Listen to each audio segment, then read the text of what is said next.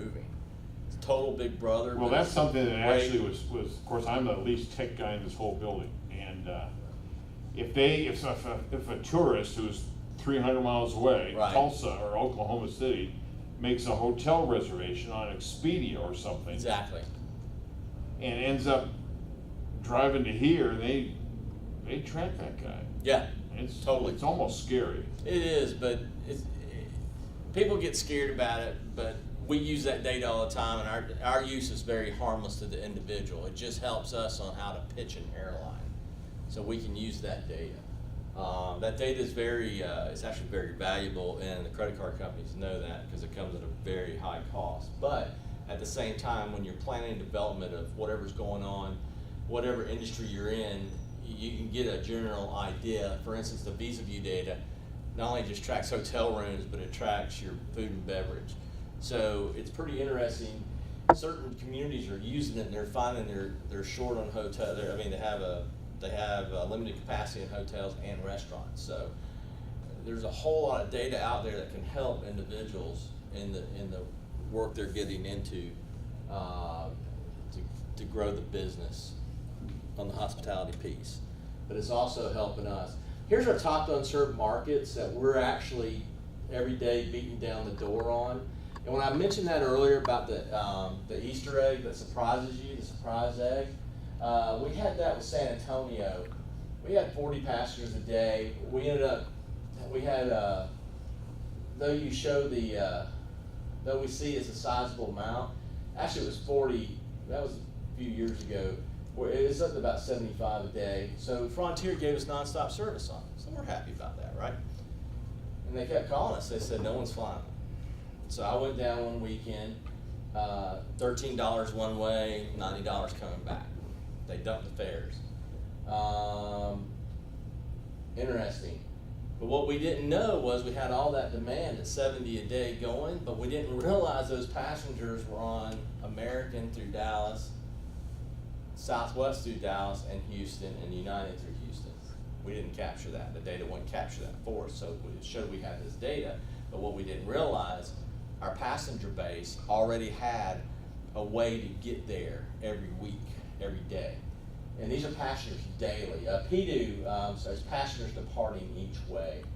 So that's how many passengers we have every day going and coming. So those are sizable numbers, and it's, 70 a day. That was a no-brainer to have a dedicated nonstop. But the surprise was we got it. It didn't work. They probably dumped about $1.5 million in marketing spend, and then they dropped the route earlier this month. So, but you got to be careful when you get that data. You get a hold of it. You think you have something, and that's why it's best to bounce ideas off people, from either focus groups or people on your own team. Because again, what looks like those people are getting there anyhow. And the other piece is that we have a lot of people out there very comfortable with their airline credit cards or their hotelier credit cards. That's a big piece going on with the travelers today. You build those points, and it's about points to where either they're getting free rooms or either discounted airfare. So the one thing we did was, we hopped into our passenger experience. That's the one piece that a lot of airports are rolling into. They're focused on creating a positive, memorable experience for their passengers. That's our motto. That's Scott, my boss. Positive, memorable. He takes the MEM or MM. And websites are tremendously important. I mean, you have first-time flyers. Where do I park? How long I need to be there for security? All right, what can I bring through? And we have to get basic and tell people. One of the things is, not just us, it's the whole country. There is this high increase, you might hear about in the news, of people, they tend to forget to take their concealed carry weapons out of their bag. And we had quite a few last year. Not as much as some airports. I mean, some airports around the country were averaging right about 30 to 40 a week. That's a lot. So we have to put those reminders on there. The one thing that my boss Scott created was MEM perks. So it's his own loyalty. So when you're sitting there and your company's reimbursing you to park or buy concessions, you show it's like a Kroger card in a way. You're building up points, and it can be redeemed for free parking. And that's our redemption rate. We track the redemption rate to see, we track everything, how many points are being built, but what's the ratio. And it's funny, the ratio is not as high as you think it would be. So it's something easy you can give away, but not everybody's going to redeem it, but they feel good because they got some, they're collecting a point. So, and there's just little things that you can give. This is interesting. This is on our webpage. I was in the airlines forever, and I was really impressed about what Memphis has done. So, I don't know how many of you know, but Southwest Airlines, they're not on the OTAs, the online travel agencies, and you got to go to their site. But we were able to work with a company, OAG, Official Airline Guide, and they did us a map. But you can click on whatever city, and you can actually book either airline on Texas as the example, Houston, and that's huge. We're one of the only airports that has this. I'm a little shocked OAG in marketing it, but because you have Allegiant and you have Southwest and Spirit, they're not on all those travel sites, or kayaks or whatever. And another thing, back to the customer experience, the amenities. This falls in the hotel world. Like, I'm a big coffee guy, and so when I leave a hotel for my meetings, I go down, I hit the free coffee. It's amazing how those little things go. But I'm the weird guy. I'm like calling, how fresh is the coffee before I walk down there, or I'll make it my arrangement. But we have a variety of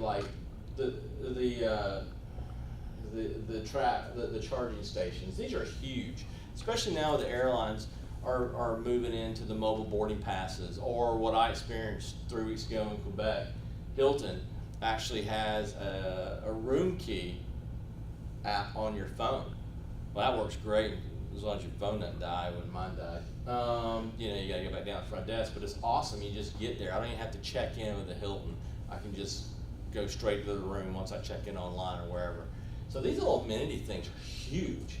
And so, at the same time, Wi-Fi, free Wi-Fi in the airport, it's very big. And that's, most of your hotels today have the lobby Wi-Fi. That goes a long way. So we're really big on looking at our amenities to where it's reasonable in cost for us to give away. So it goes a long ways. And then here we go, our concourse modernization. So I don't know how many of y'all flown recently, but B is shut down, and the roof of it's knocked down all the way to here now and partially out here. All this is going to be, we'll see, it's going to be wider. So our concourses over here, C and A, if you've been out there, man, they're extremely crowded. And that's a good sign that we're busy, and we're almost temporarily until we get this open. Right now, we're constricted on gates. We only have musical airplanes every night, so we pull planes off these gates and we go park them in another part of the field, and that's a good problem to have. But we really need that concourse to open up soon. This is once everybody moves, we're going to close down these concourses, and the one thing we're going to do is blow this piece out right here, because it gets in the way of aircraft. It gets a little tight in there when aircraft come into park.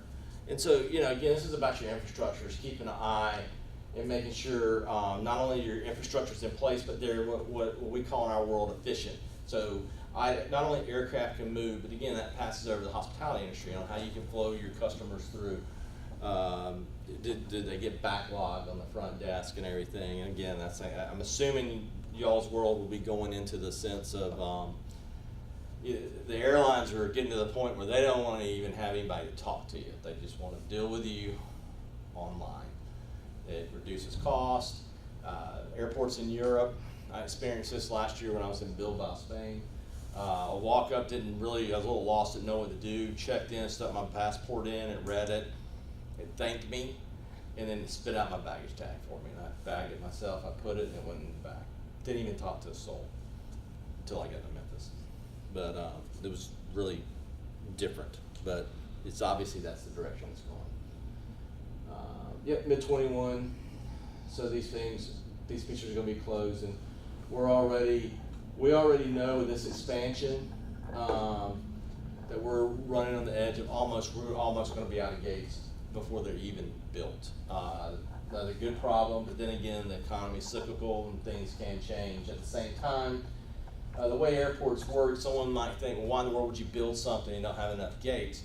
We have a consortium. Airports have a consortium, so all your tenants have a say-so on what you can build out, what you can and can't. And it's funny, not going to name the airline, but one airline was really stickler on, one airline was a real stickler on not adding too many gates, and now they've come to us like, hey, we're going to need more gates down here, and this piece is not even, it's going to be limited. It's our 3 international gates. We could have more here, and the plan was to build more gates out to here, but certain airline didn't, thought we had too many gates, and now they're realizing with the growth factor. And this is what the airport, how many of you have ever been to the airport, in the terminal and flown out? Okay, wow, okay. Not many. All right. Well, if you notice, I don't know if you paid attention, the ceilings are really low, just a tad bit higher than this. Our wayfinding signage is terrible because the ceilings are too low. You can't take advantage of high ceilings to put signage up. It gets crowded in there fast. So what's going to happen is the new concourse is going to be 75 feet wider, which